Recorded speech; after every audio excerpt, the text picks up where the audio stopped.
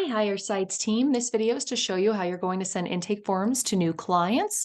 The long and short is how you're going to not send them when you are accepting a consultation appointment, because who wants to be sent 10 documents for a 15-minute meeting to see if someone's a good fit, right? But if you are going to move forward with the client and book them for a full appointment from the consultation, you'll send the intakes once that appointment is confirmed. Or if you're accepting a first appointment with a client and it is a full assessment appointment, how you're going to send intakes. So we're going to go over both of those right now. If a client requests an appointment with you for a full diagnostic evaluation, remember your first job is to make sure the billing code is a 90791 for their first full visit, and you're going to update the modifier, whatever it needs to be. If it's Medicaid, remember always use the HE modifier. If it's a telehealth client, but it's not Medicaid, you'll input that 95 modifier.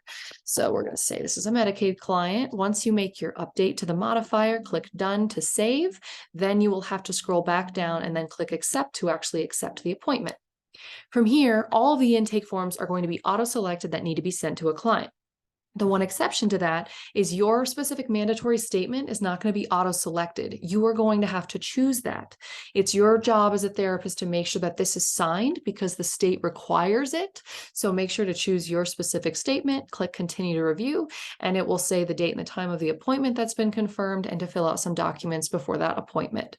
Then go through the prompts and then click share and send. To make sure that those have been sent, the appointment will now obviously be highlighted in a solid color because it's now approved. But to make sure you sent those forms, click on the client's name, scroll down to the bottom right corner of their file that says shared, and make sure that you did send those intakes and your mandatory statement. Before ever meeting with a client, you can make sure that these are signed here in their file. Do not ever see a client for a second appointment without all of these forms signed. The one exception is if it's a Medicaid client, their credit card form does not have to be signed because some of them don't want to fill it out because they know they don't owe for services. But anything else, do not see a client for a second appointment until all of these are completed, because you and the client are not protected and you are now liable for that.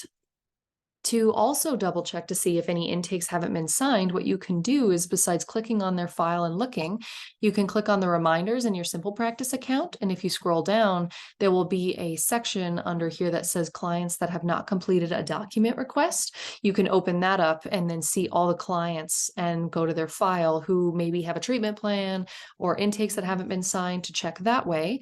You can also check by clicking on this filter here in the top corner and then click incomplete documents. This will filter out and highlight client appointments for clients who have forms that have not yet been signed that were sent to them. So that's another way you can double check. I recommend doing that before meeting with a client. If you're going to see a client tomorrow, double check the day before to see if intakes haven't been signed or not. To get out of this, you'll click reset. And then if a client has requested a consultation, like I said, you're not going to want to send intakes. If this client has Medicaid for their insurance payer, put the HE modifier in and then save the appointment. Then scroll down to click accept. Except for this time, since it's just a consultation, you will deselect everything. Again, we're not going to send intakes to somebody who isn't an official client yet. Click continue to email. It will confirm the appointment and then make sure it says you're sharing 0 items.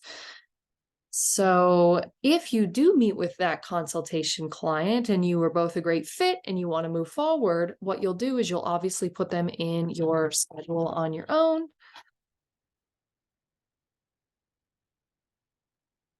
Sorry, I'm trying to make sure I'm typing quickly for HIPAA. If you're going to put a client in the calendar because you're going to move forward after a consult, make sure the billing code modifier is correct, input them on the calendar, and then you'll click on them and go into their file. And then from here, if you click the Share New button, once again, everything will be auto-selected. You will have to choose your mandatory statement.